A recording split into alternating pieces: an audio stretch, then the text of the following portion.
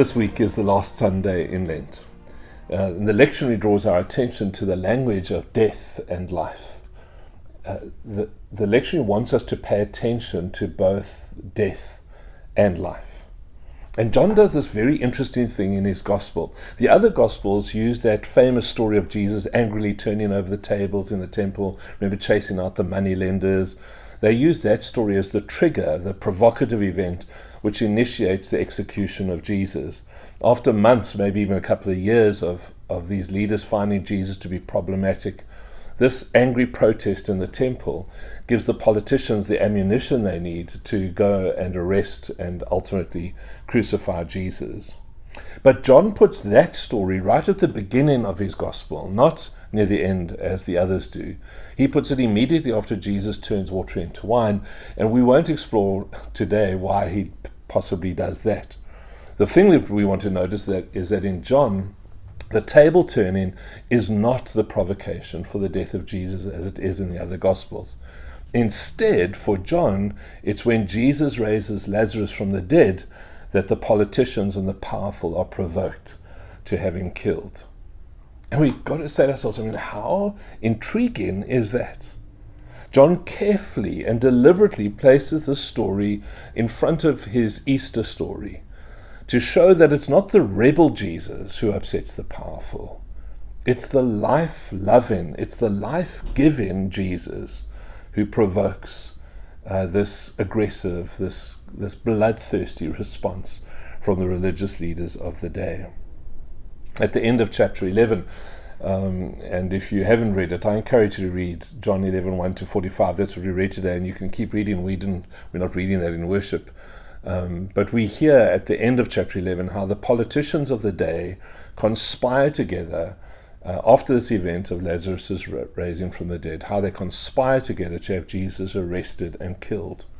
And then in chapter 12, we read how those same people go on and decide to have Lazarus killed because they want to destroy the evidence of God's life-giving work. And you would say, how bizarre is that? They don't just want to kill Jesus, they want to go and kill someone else because they want to kill all signs of life. And as bizarre as that is, it's actually not unfamiliar for us. We ought not to be surprised by it.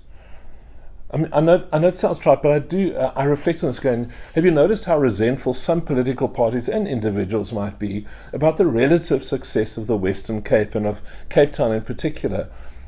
And we know that Cape Town isn't perfect. We know that there are lots of flaws in the way, like in any city, that there would be. But there's something clearly functioning in Cape Town. And it's interesting for me that instead of everyone being able to celebrate that, there are those who hate the sign of life. In our own metro, where we are, how for years our politicians have simply refused to work together to ensure the well-being and the advancement of our city. And whenever there is a shot at making this place work, where people could work together, the politicians would rather see the citizens of our city, of our metro, suffer than allow someone else to succeed or to share power. And so we have suffered terribly in this metro because our politicians have stubbornly, over and over again, refused to choose life over death. They insist on choosing death over life for the sake of power.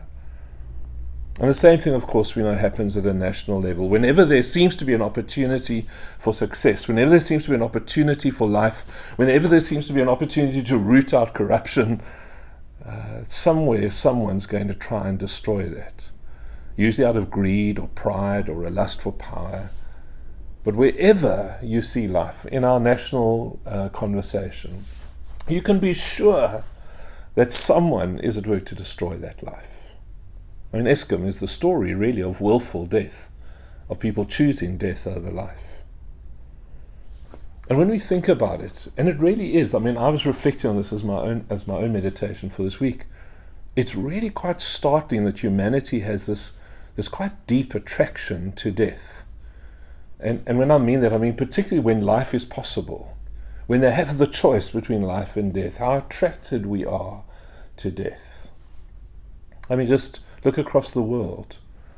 I'm not going to tell you the stories, you can work them out, but in America, in the United Kingdom, in Russia, in Syria, in Israel, in China, there are others who are willfully, and others, they are choosing death over life, over and over again. So we shouldn't be surprised that when we turn to our own businesses and our own churches and our own homes, we shouldn't be surprised that quite remarkably many of us are day by day choosing death over life. And so we want to just very briefly today ask ourselves, because there's lots obviously we could say in this rich and big story, but I wanted just to ask ourselves, what are one or two of the things we might learn from this amazing event described in John's Gospel? I've already made the point, but let me say it then more formally. I think that if nothing else, it reveals that we as humanity are addicted to death. I know it sounds very pessimistic, but stay with me, that we are addicted to death. Of course, we know of the well-known addictions that afflict people in our world today, and we know that many of those addictions lead to a literal death. But addictions of any kind, not just the sex and substance ones, addictions of any kind, and there are many, are the obsessions and compulsions of our life which make us more selfish, which make us less loving, which make us less giving. And unattended to, addiction will always lead to death of one kind or another. But there are other common behaviors which also reveal our addiction to death. I mean, gossip is death. Unkind criticism is death. Jealousy is death. Greed is death. Religion can really be death. Corruption, of course, is death. Pollution, destruction of the environment, is death. And our story today begins, it confronts us as we get ready for Good Friday and Easter. Our story today invites us to consider our own inclination, our own habits, our own frequent tendency to choose death over life. Because I think noticing it, recognizing it, is a key step to welcoming God's new life, to being available to God's new life. John writes his gospel as he does. I'm convinced of it so that we will see this in ourselves. For without it, I don't think we will crave, that we will long for the life of God. But when we see our propensity for death, then the longing for resurrection becomes all the more profound. The second observation, and the last that I want to make from this wonderful story, is one of the most popular, I suppose, analyses of the passage, but it doesn't make it any less true, is that Jesus includes the community in this miracle of raising Lazarus from the dead. When Lazarus emerges from this tomb, still bound in his grave clothes, Jesus' instruction to the community is that they should unbind him. Jesus doesn't do it himself. He gives the work to the community. And quite clearly, this is more than just a practical instruction. John has included that not just as a piece of practical information. It's meant to have the metaphorical weight that it has.